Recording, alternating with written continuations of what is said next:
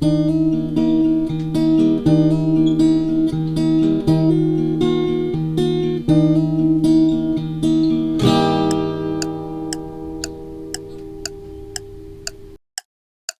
I'm Andrew with 10 Minute Therapy. In today's video, we're actually going to step away from our series on anxiety, and we're going to begin to look at something called cognitive behavioral therapy, or CBT. And the reason is we want to start to move into some videos that would more practically look at what are things that we can do to better assist our own mental health, especially things that I can practice on my own. And CBT gives us some great tools and resources just for that purpose. So let's go ahead and start the timer. We'll get right to it. So in today's video, what we want to do is look at this form of therapy known as cognitive behavioral therapy. For short, we just refer to it as CBT. So we need to start with answering the question, what is cognitive behavioral therapy? What is CBT? Well, as its name implies, cognitive behavioral therapy is a form of counseling that's going to help us connect two specific components, which are in the very title of this modality: our cognitions, or our thoughts, our patterns of thinking, and our behaviors. We don't need to explain behaviors. We all have behaviors, actions, and choices that we make every day come out as our behaviors. And so CBT is really trying to look at and connect these two things: our cognitions, our thoughts, and our behaviors. And how do these two things connect? And one of the things that I love about CBT, as its name implies, it's very logic focused, very cognitively focused, very thought focused. And so because of this, it's a very logical form of therapy. It's one of those forms and modalities, forms of counseling or modalities that when we look at it, it's one of these things that can benefit all people. It's not a highly specialized modality like EMDR, which is going to be great for PTSD, but not really super useful in a lot of other issues. This modality is really something that all people can benefit from. And the reason is really that all people can benefit from changing how we think. And as its name implies, by being cognitively focused, it's implying as well that if we examine and change our thought patterns, we can create changes in our behaviors. And so what I want to do today is really look at that. How do we apply changes to the way we think?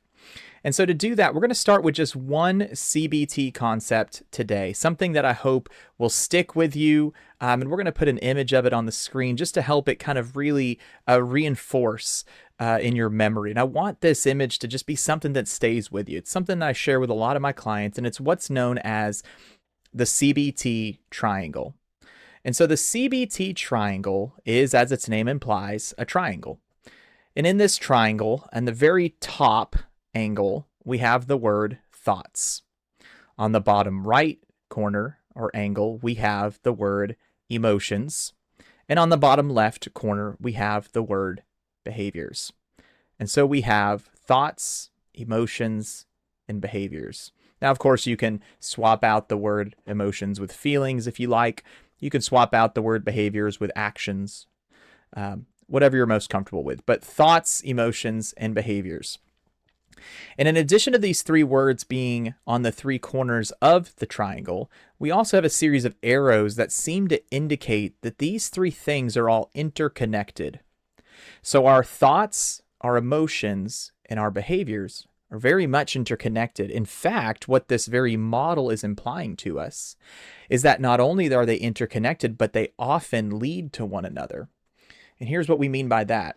What we're implying in this model is that our thoughts seem to inform our emotions, and our emotions seem to inform our behaviors. And then our behaviors reinforce our thought patterns. It's a very simple model, but here's what's even more profoundly important about this particular model, is that this thought, emotion, behavior model is something that you and I do every single day.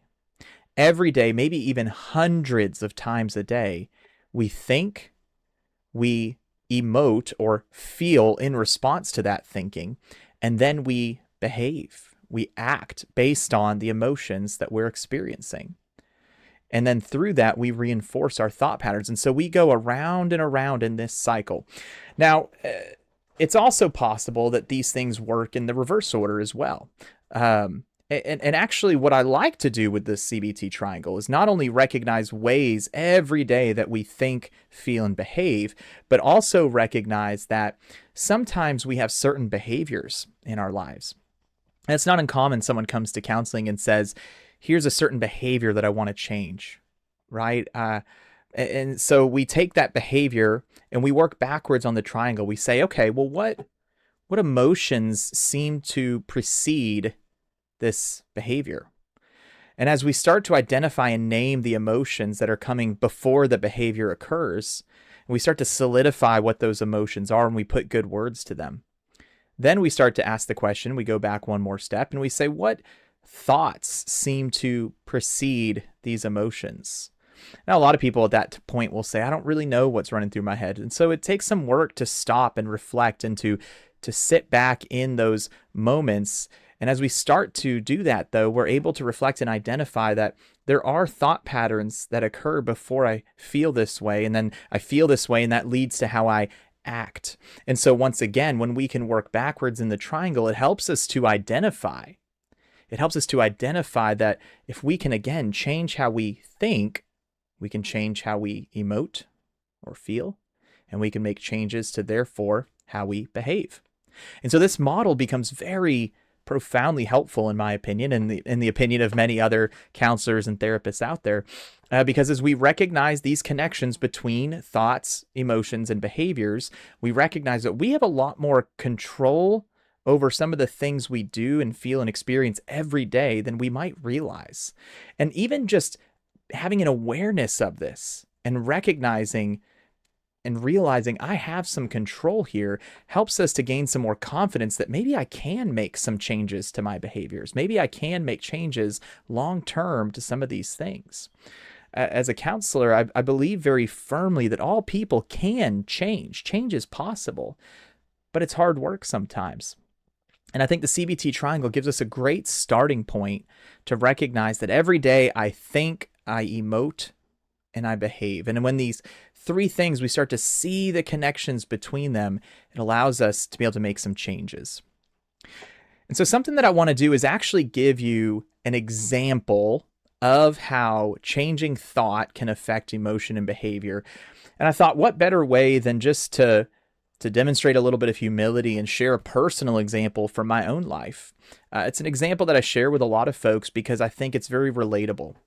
And so going back into my own narrative, many, many years ago, during my elementary school years, I was a pretty normal student, run-of-the-mill, hyperactive boy, hard time listening, but always managed to make passing grades and do what I needed to in school.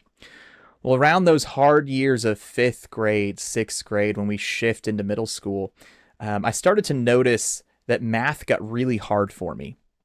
And that's not an uncommon thing. I hear many students today tell me the same thing, and many adults I talk to have a similar experience.